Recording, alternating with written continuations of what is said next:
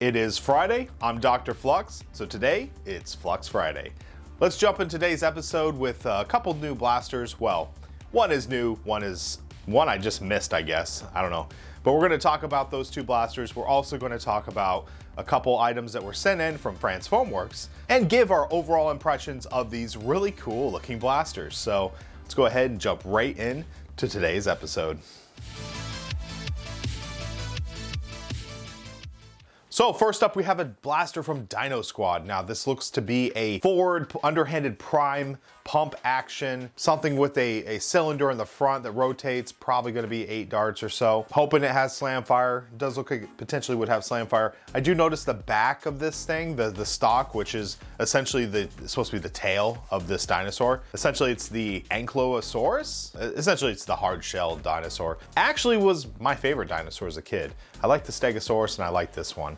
I kind of like the armored idea that, you know, yeah, the predators would come in and try to take a bite out of one of these things and they're just like, nope, you know, I'm covered in armor and spikes. So Hasbro's turned around and made a pretty cool looking blaster out of this dinosaur. Pretty interesting design. I will say that tail though, looks to be a dart storage. Most likely the number of darts that fit in the front end, the turret assembly, probably also you could store on the back. So if you can hold 8 up here, they're probably gonna allow you to store another 8 in the back. So that's cool. Whether or not they give you a bunch of darts to fill everything, we'll just have to see. Next up is a blaster that I guess kind of released. I think people can actually get it already. And it is the Fortnite Kaboom. And this thing looks like to be a mega shooting bow, single shot. You know, you put the dart in, draw the bow, let go, fires. Not too exciting, but this thing does have kind of a unique look to it, and I think it looks kind of cool. Will I be picking this one up? I'm not sure. This might be one of those blasters I wait a bit. So yeah, let me know in the comment section if you want to see a review of this thing. If not, I might pass up on it. It does shoot mega, which I do like things that shoot mega, so we'll have to see. Now, before we jump into the package that was sent in from Frantz Foam Works, let's take a quick commercial break. Do you have a lot of darts that are just scattered all over the place and you don't have a good organization system for them?